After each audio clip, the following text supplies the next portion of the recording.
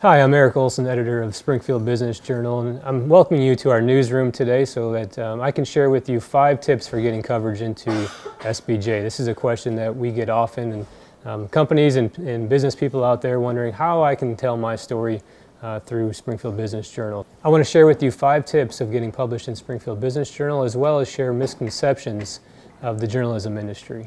Number 1, you've got to have a compelling story. That's what we look for when news releases come in, phone calls are made to us, that what you're telling us, if this is information that other business people need to know, we're going to be more likely to follow up with you and conduct an interview.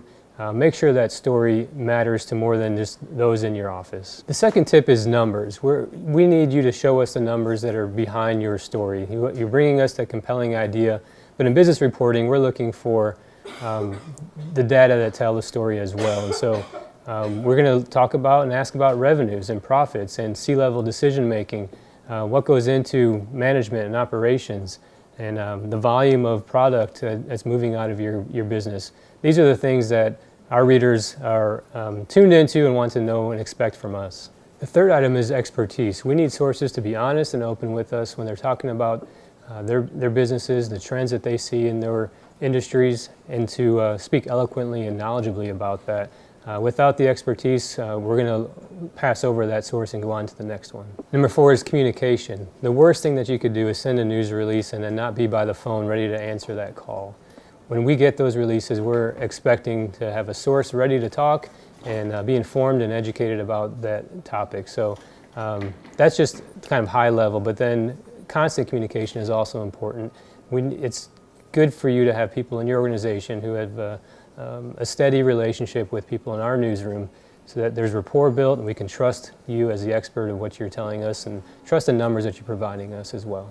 Number 5 is relevancy. We really need your stories to be relevant, not just for you and your company, but for the business people around this community. So maybe ask yourself, why would others care? Why? And that's what we ask too. Why should we care about this idea, this story that you're bringing to us?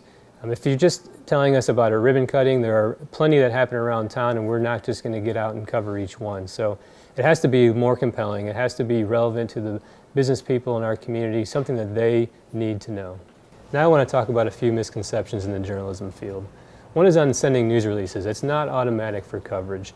Yes, persistency helps, and we do appreciate at times additional releases or phone calls following up, but just because you send out information does not mean it's going to meet our standards for coverage. So another misconception in the journalism field is that there's a good old boys network, and that just doesn't exist. At least it doesn't exist in this newsroom.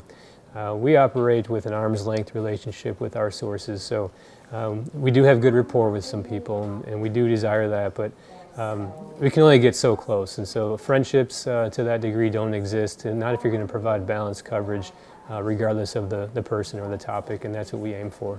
Hopefully those tips can help you understand what we do in the newsroom, and I would invite you to email me with any of your thoughts or story ideas. You can send that to sbj@sbj.net.